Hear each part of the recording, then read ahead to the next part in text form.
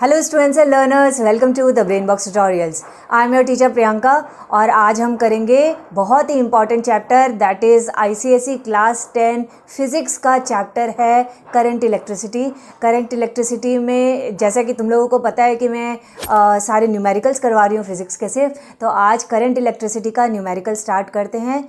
Numericals के पहले उसके जो भी फार्मूलाज यूज़ होने वाले हैं वो सारे फार्मूलाज मैं लिख देती हूँ और उसके बाद में हम धीरे धीरे सारे न्यूमेरिकल्स करेंगे। तो चलो करते हैं। तो आज मैं एक्सरसाइज ए के यानी करंट इलेक्ट्रिसिटी के एक्सरसाइज ए में जो जो फार्मूलाज हमको यूज़ हो सकते हैं मैं सिर्फ उन्हीं फार्मूलाज के बारे में बताऊंगी। फिर जब हम बी एक्सरसाइज करेंगे तब हम उसके जो एक्स्ट्रा और फार्मूलाज है ए के अलावा वो मैं बी के पहले बता दूंगी। तो थोड़ा थोड़ा करके फार्मूलाज देखोगे तो याद भी रहेगा, ईजी रहेगा। तो देखो फर्स्ट फार्मूला जो है वो number 1, that is of total charge. Total charge is equal to number of electrons multiplied by charge on one electron। ठीक है, तो किसी कंडक्टर से कितना चार्ज बह रहा है अगर ये पता करना हो तो हमको number of electrons multiplied by charge on 1 electron होना चाहिए, यानी Q is equal to N E. यहाँ n मतलब नंबर ऑफ इलेक्ट्रॉन्स है और E मतलब चार्ज ऑन 1 इलेक्ट्रॉन है। और वैसे तो चार्ज ऑन 1 इलेक्ट्रॉन दिया हुआ रहेगा सब में, बट अगर नहीं दिया हुआ रहे तो भी ये याद रखो दैट चार्ज ऑन 1 इलेक्ट्रॉन कितना होता है, दैट इज 1.6 इंटू 10⁻⁻19 कूलम होता है। Okay, now next formula is about current या इलेक्ट्रिक करंट, बोलो जो भी बोलो।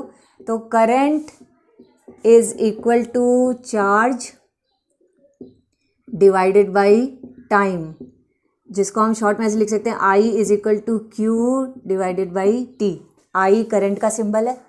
ओके, नंबर 3 पोटेंशियल डिफरेंस का। तो potential difference is equal to work upon charge, या फिर शॉर्ट में ऐसे ही बोल सकते हैं V is equal to W upon Q। Charge का Q होता है सिंबल।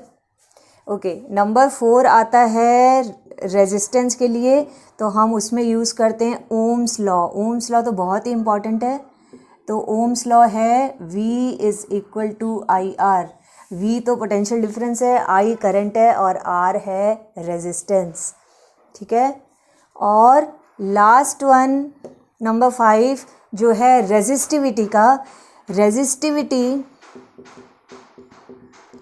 जिसको हम इस साइन से डिनोट करते हैं, ये रो साइन से। तो resistivity is equal to RA divided by L।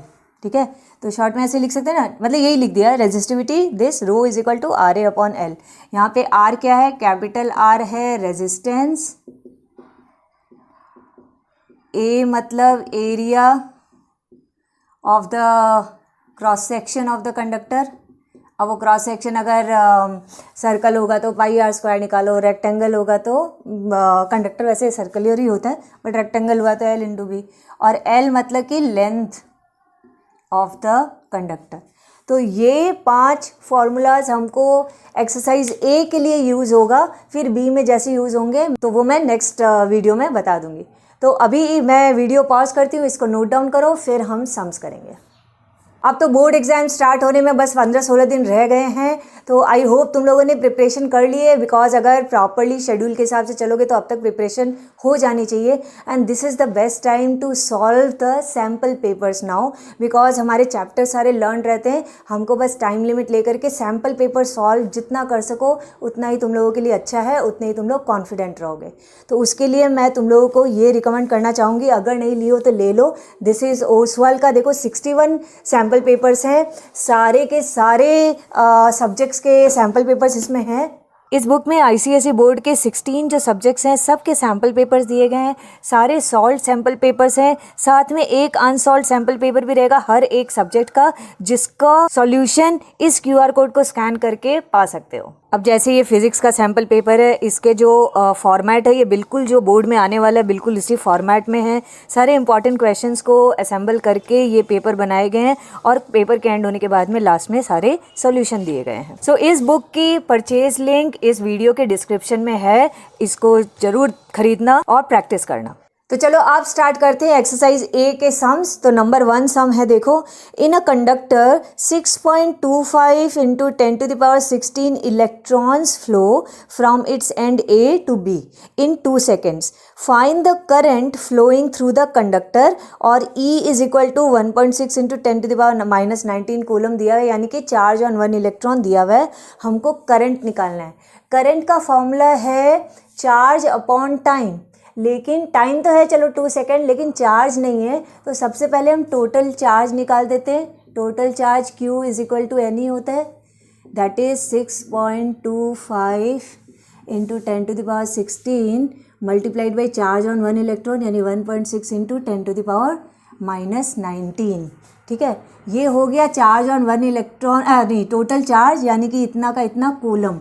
हम इसको चाहे तो अभी सॉल्व कर सकते हैं, अभी कर लो, या जब हम करंट निकालेंगे तब कर देंगे। करंट होता है चार्ज अपॉन टाइम, तो यही चार्ज पूरा लिख देती हूँ मैं, 6.25 इंटू 10⁻16 इंटू 1.6 इंटू 10⁻−19, ये चार्ज हो गया, डिवाइडेड बाई टाइम, मतलब डिवाइडेड बाई 2 सेकेंड हो गया। अब हम इसको सॉल्व करते हैं धीरे धीरे। सबसे पहले मैं क्या करती हूँ, पॉइंट हटा के नीचे जितने जीरोज होते हैं वो लगाती हूँ। इससे पॉइंट हटाया तो 25 था, तो ये 100 मतलब कि 10⁻2 आ गया।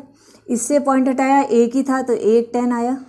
ओवरऑल अभी 10 की अगर हम बात करें, नंबर्स 625 16 और इधर 2, ठीक है, ये एक तरफ लिखो और इधर देखो 10⁻16 है इंटू 10⁻−19 है, नीचे 10⁻2 है और ये 10⁻1 है।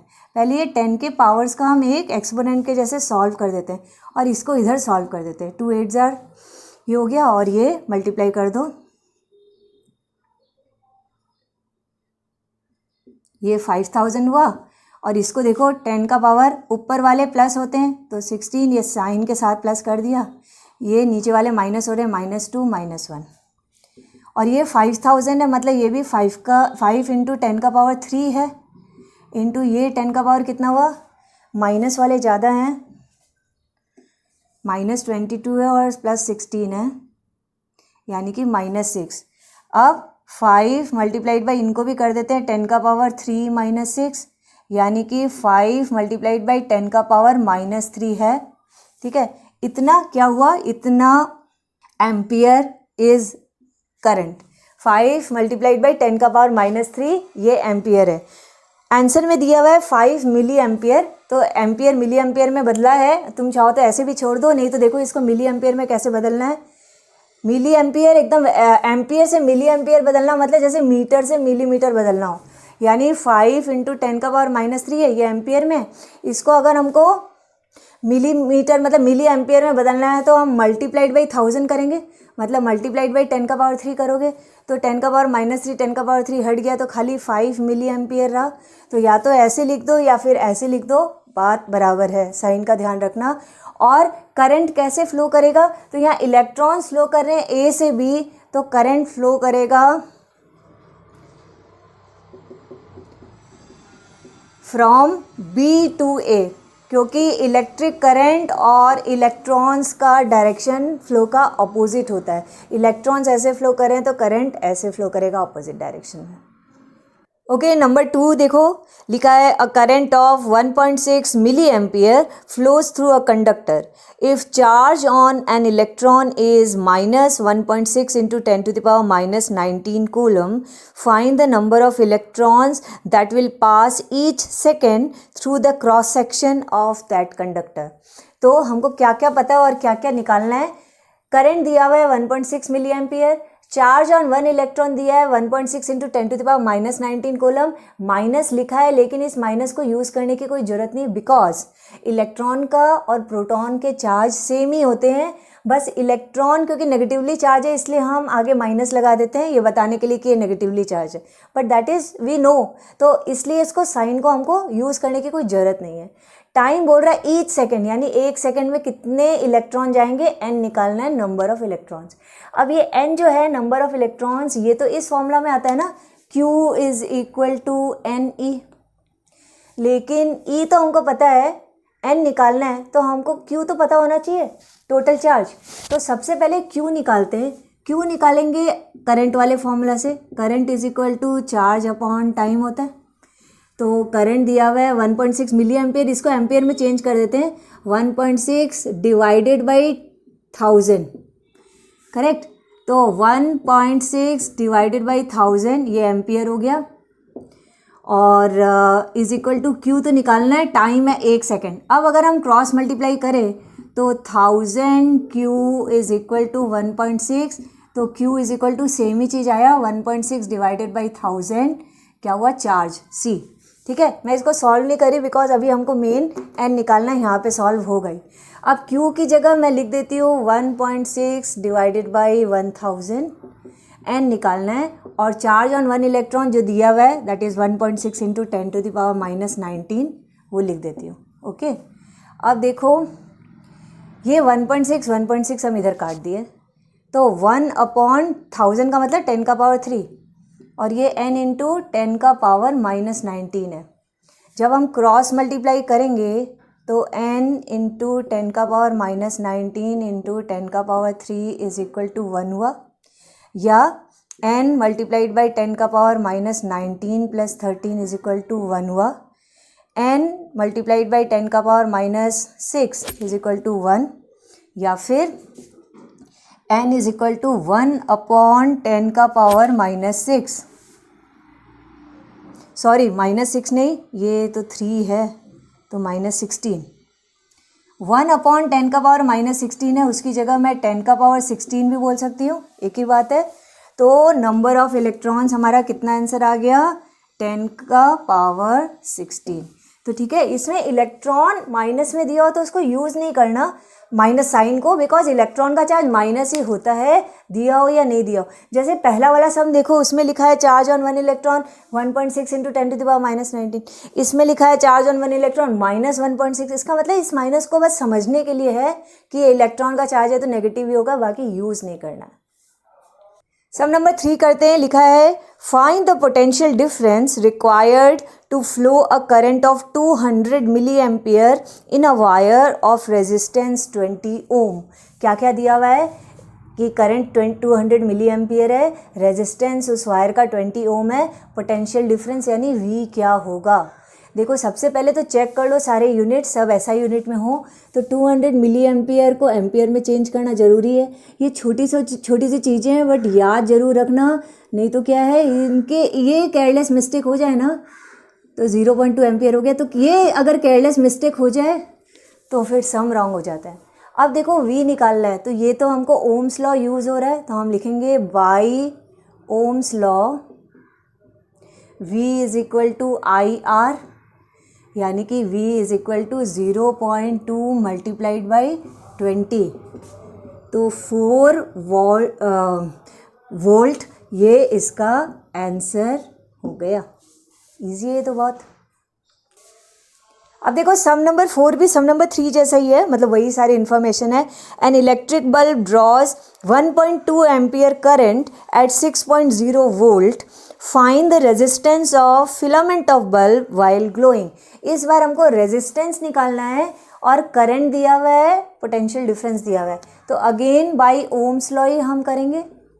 ओम्स लॉ मैंने बोला था बहुत इंपॉर्टेंट है, ये तो बहुत ही इजी वाले सम है, जैसे हो सकता है MCQ में आ जाए, बट ये किसी बड़े सम में भी आ सकता है। आगे हम जब बी सेक्शन के जो सम हैं वो सारे करेंगे तो उसमें हम देखेंगे कि एक पूरे सॉल्यूशन का एक पार्ट होगा V is equal to IR से कुछ निकालना और बहुत सारी चीज़ें निकालनी होगी।